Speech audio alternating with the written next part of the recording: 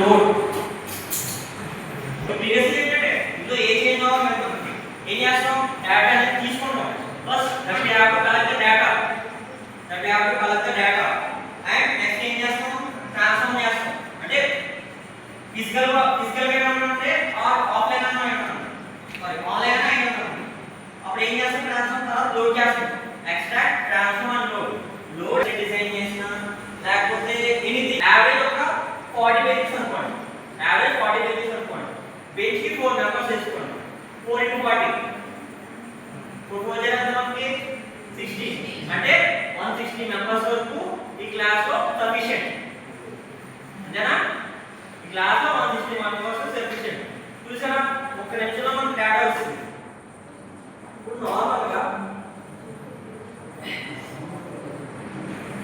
మనం subject wise వెళ్తే మనకి ఎప్పుడైతే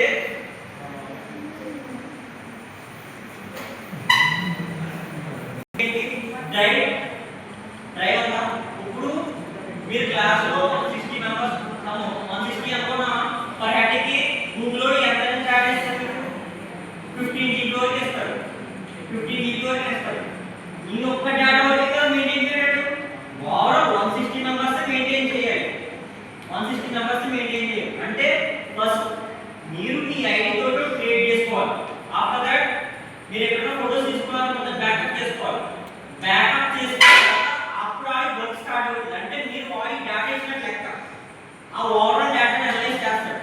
అలా అనలైజ్ చేస్తాడు, MP3 అయితే MP3, ఫోటోస్ అయితే ఫోటోస్, PDF అయితే PDF, క్వాలిటీ ఎనీథింగ్ అయినా కావచ్చు.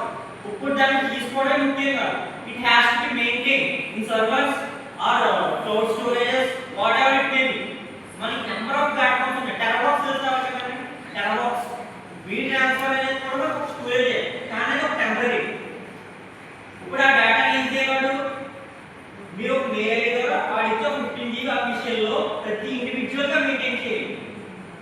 ఒక యూజర్ ఒక 4 యూజర్స్ కి ఒక మెయింటైన్ చేస్తాడంటే మన ప్రపంచంలో మొత్తం బిలియన్స్ ఆఫ్ యూజర్స్ ఉంటారు. ఒక మెయిల్ లో బిలియన్స్ ఆఫ్ యూజర్స్ ఉంటారు. వాళ్ళందరినీ మెయింటైన్ చేయాలంటే గూగుల్ లో ఎంతమంది మెయింటైన్ చేయాలి, డేటా తీసుకోవాలి. డేటాలో ఎక్కడ ప్రాబ్లం అవ్వకూడదు, డేటా ఎక్కడ లాస్ జరగకూడదు, డేటా కరెక్ట్ అవ్వకూడదు. ఆ మెయిల్ ఉన్నంతసేపు మీ ఫోన్లో up to end of the data అనేది ఉండాలి. అర్థమైందా? అందుకే మీరు